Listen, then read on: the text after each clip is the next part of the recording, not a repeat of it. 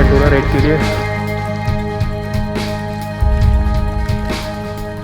कश्मीर जन्नत है, उनसे रिक्वेस्ट करते हैं जो अभी तक आए नहीं कश्मीर।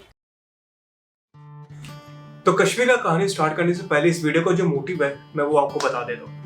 हम में से बहुत सारे लोग हैं जो जानते हैं कि कश्मीर बहुत ही ज्यादा खूबसूरत है और कश्मीर को हेवन ऑन अर्थ बोला जाता है, लेकिन हम में से बहुत सारे लोग ऐसे भी हैं जो इस जन्नत को देखने से डरते हैं।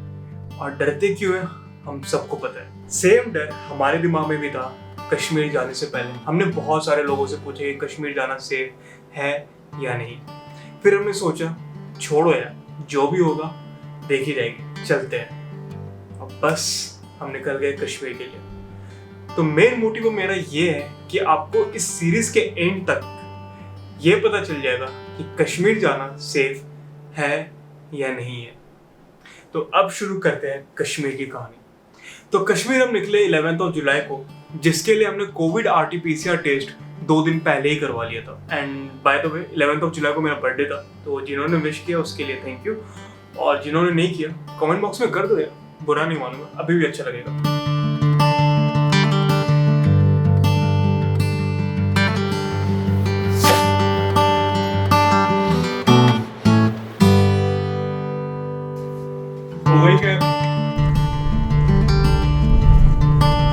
तो 11 जुलाई को सुबह के 10 बजे हमारी फ्लाइट थी दिल्ली से, जो हमें श्रीनगर पहुंच जाने वाली थी 11:30 पे।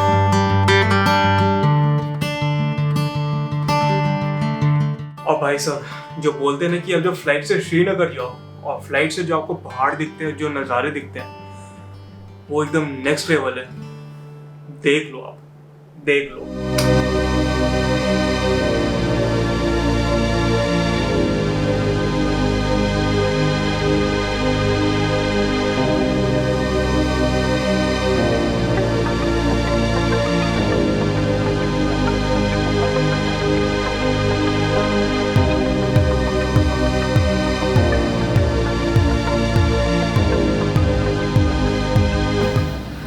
हाँ जी, तो फाइनली पहुंच गए श्रीनगर और कैब में बैठ चुके हैं और यहाँ से भी हम जा रहे हैं पहलगाम। पहलगाम में हमारा 2 दिन का स्टे है और अगर आप आ रहे हो तो RT-PCR करा के आना, फ़ायदा रहेगा। यहाँ पे आपको रैपिड टेस्ट कराने की ज़रूरत नहीं है। ये इसी और RT-PCR कराओगे तो ये एग्जेम्प्टेड का ठप्पा लगेगा आपके हाथ पे। और अगर आप RT-PCR टेस्ट करवा के आ रहे हो तो किसी अच्छे लैब से करवा के आना, क्योंकि एयरपोर्ट वाले आपके टेस्ट का QR कोड स्कैन करके देखेंगे और अगर उनको जरा सा भी शक हुआ तो आपको वहां पे रैपिड टेस्ट करवाना होगा। श्रीनगर से पहलगाम जाने में आपको 3 से 4 घंटा लगता है।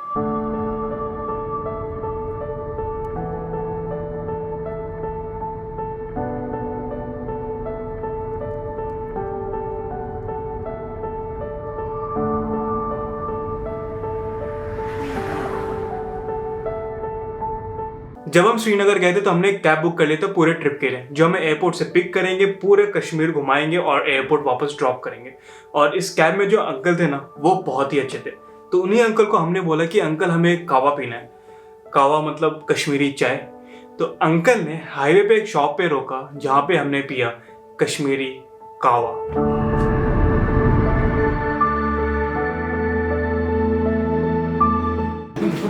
क्रैनबेरी, ये वाला ब्लैकबेरी है ना, ब्लूबेरी, छोटा वाला है ब्लैकबेरी, छोटा वाला ब्लूबेरी। अब आप सोच रहे होगे कि ये कावा का बात करके क्या क्रैनबेरी, ब्लैकबेरी और ब्लूबेरी दिखा रहा है। बहुत ही अनएक्सपेक्टेड चीज़ आ गया। ये हमारे लिए भी अनएक्सपेक्टेड था क्योंकि ये इतना टेस्टी था ना, दिखाना पड़ा। कावा भी दिखेगा। कश्मीर का पहला लोकल चीज़ कावा। इसमें बजेगा तकरीबन ना 40 कप्स। ये भैया मजा आ जाएगा। कावा मुझे और भैया को इतना अच्छा लगा कि हम 2 कप कावा पी गए। कहवा जो है ना, नमकीन चाय, हम ज़्यादातर नमकीन चाय सर्दी में इसी में रखते हैं।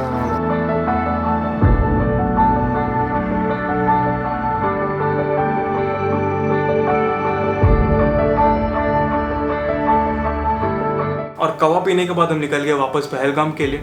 अच्छा, आप किसी भी नए शहर पहली बार जाते हो तो आपके दिमाग में उस शहर का एक इमेज बनता है कि वहाँ के लोग कैसे होंगे, वहाँ का बिल्डिंग कैसा होगा, वहाँ का रोड कैसा होगा।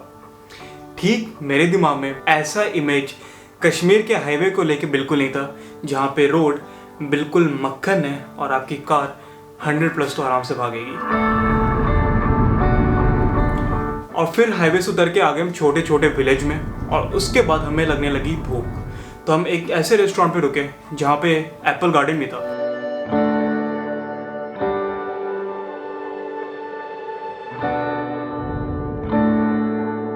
लंच करके हम निकल गए पहलगाम के लिए, और अब आप व्यू एंजॉय करो।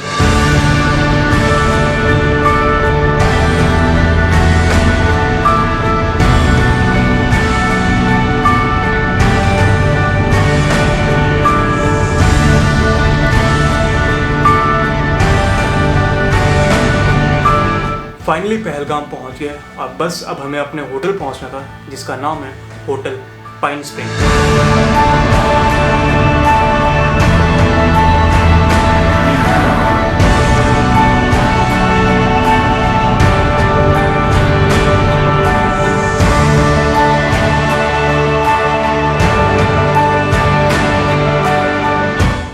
Okay, so it's 4:20 in the evening और फाइनली हम अपने होटल पहुंच गए। होटल पाइन स्प्रिंग होटल का नाम है, और होटल काफ़ी डिसेंट है, मतलब अच्छा है, क्लासिक है। यहाँ से नज़ारे ये है, और ये है हमारा रूम काफ़ी डिसेंट है। पहले हमें फ़ोटो में लग रहा था कि बहुत ही वाव होगा, बट ठीक है, ओके, ज़्यादा बुरा नहीं लगेगा। लेकिन बेस्ट पार्ट है कि जो व्यू है ना वो काफ़ी अच्छा है, तो मैनेज हो जाएगा। तो अभी हमारा प्लान ये है कि सुबह के 5 बजे के अपन उठे, क्योंकि 10 बजे हमारी फ़्लाइट थी। तो अभी हम बस पहुँचे, तो चेकिंग वेकिंग हो चुका है।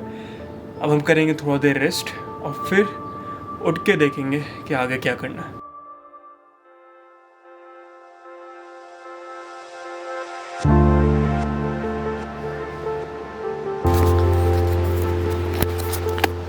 Okay, so it's 7:40 in the evening, और जो भंड होके मतलब थक के जो सोए ना, अभी उठ रहे हैं, और सामने है रिवर, वहाँ जा रहे हैं। आज का प्लान, अभी का प्लान यही है कि चिल मारे, कल से अपना पूरा आइटिनरी शुरू होने वाला है। तो अभी आसपास में जो भी दिख रहा है, जो भी स्पॉट दिख रहा है, वो कवर करके आएंगे।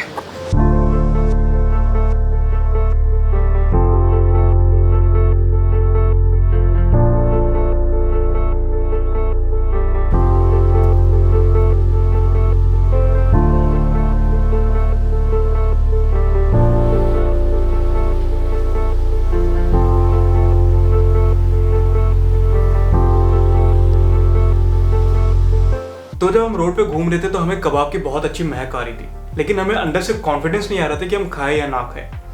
तो हम एक रिवर साइड छोटे से रेस्टोरेंट पे गए, जहाँ पे हमने खाया मैगी, पकोड़े और चाय, ऐसे नज़ारे के साथ।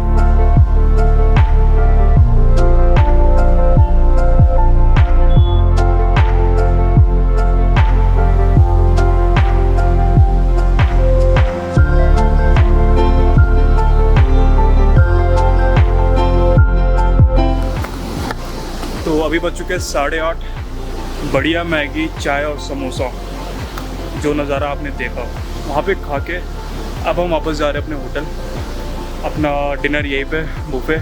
एक और चीज़, कबाब यहाँ पे हर जगह मिल रहा था। कबाब का जो स्मेल था काफ़ी तगड़ा था, लेकिन यहाँ पे आपको चिकन कबाब नहीं मिलने वाला, सिर्फ बीफ कबाब मिलने वाला है। And the best part is, आप जो कबाब वालों से पूछो वो आपको बता रहे कि भैया हमारे पास बीफ है, चिकन नहीं है। तो ये बहुत अच्छा चीज़ है, मतलब यहाँ के जो लोकल्स हैं, यहाँ के जो रहने वाले हैं, दे नॉट मिसगाइड अस, सही चीज़ बताएंगे।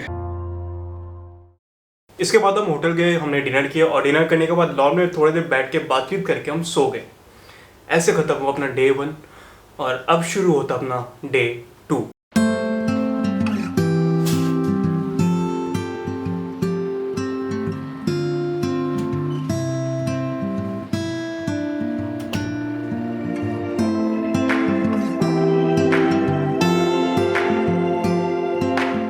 डे 2 के लिए हम दोनों भाई ने पहले से प्लान करके रखा था कि हम सुबह जल्दी उठेंगे और वॉक करने जाएंगे, और हम सुबह जल्दी उठे भी, लेकिन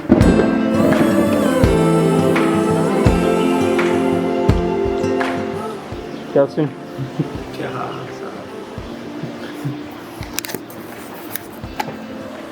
हमारा प्लान था सुबह उठ के जॉगिंग करेंगे, ट्रैकिंग करेंगे, लेकिन कल रात से बारिश बहुत ही ज़्यादा हो रही है और अभी रुक गई थी, लेकिन जैसे हम फ्रेश होकर नीचे आए फिर से बारिश शुरू।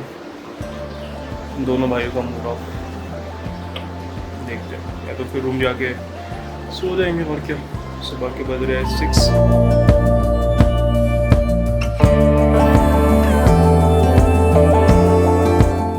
जब बारिश रुकी तब भैया पहले गए और उसने बाद में मुझे कॉल करके बुलाया कि तुम भी आ जाओ, बारिश रुक चुकी है। मैं भी चला गया।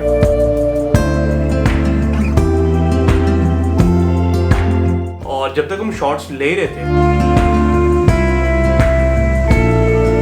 वैसे ही साला शॉट लेने के चक्कर में हम बाहर तो आ गए लेकिन बारिश बहुत तेज हो गई भाई, भग रहे दोनों होटल।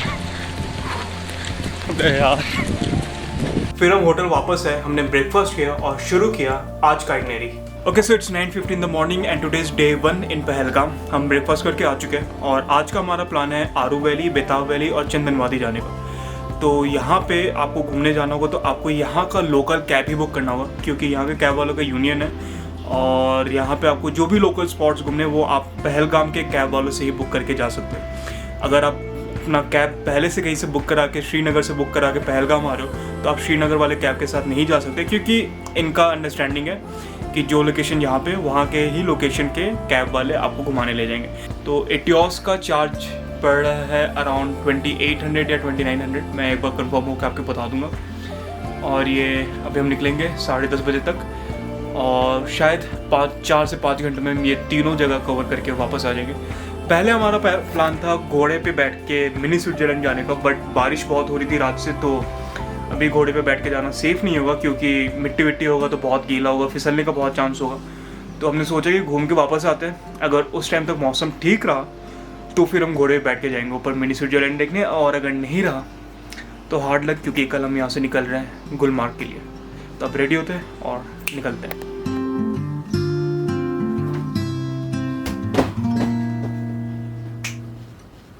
अब यहाँ से शुरू होता हमारा डे 2 का आइटनरी, चंदनवाड़ी, बेताब वैली और आरू वैली, जिसमें हम सबसे पहले जाएंगे चंदनवाड़ी, फिर बेताब वैली और फिर आरू वैली।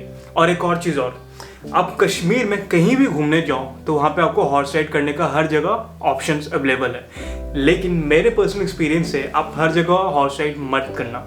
अगर आप पहलगाम में हो तो मिनी स्विट्जरलैंड जाना तो उसके लिए हॉर्स राइड करना, बाकी ये तीनों जगह जहाँ भी हम घूमने वाले हैं वहाँ हॉर्स राइड करने का वैसा कुछ ज़रूरत है नहीं। तो अब चलते हैं चंदनवाड़ी।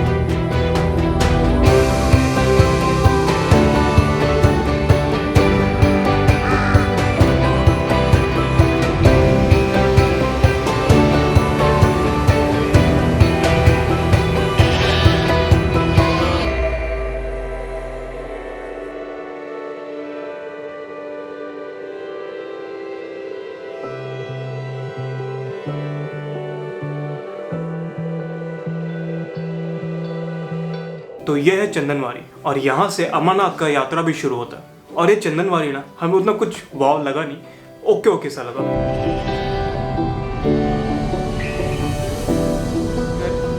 चंदनवाड़ी के बाद हम गए बेताब वैली।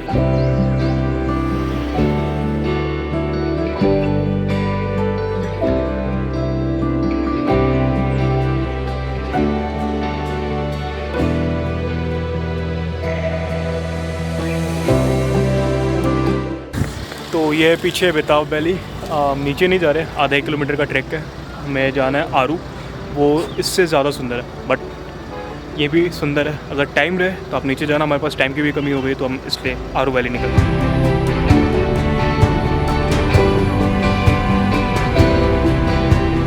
और जो आरू वैली का रास्ता था ना, वो ऐसा देख के लग नहीं रहा था कि हम इंडिया में, जो लैंडस्केप, जो सीन था वहाँ, जो नज़ारे थे, और उसमें छोटे छोटे घर देख लो।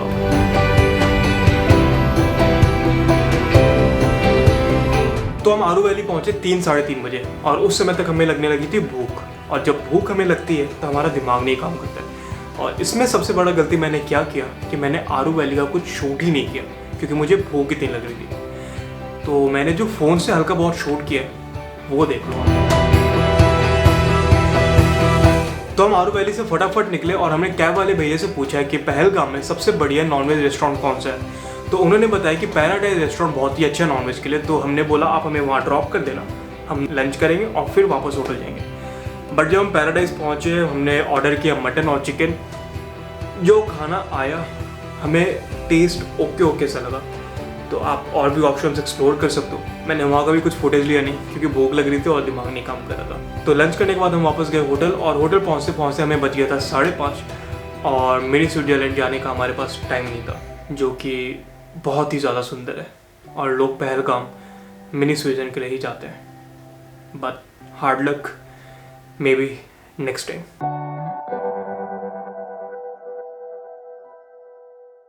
अब मिनी स्विट्जरलैंड नहीं देखे तो क्या हुआ, आगे और भी बहुत कुछ है।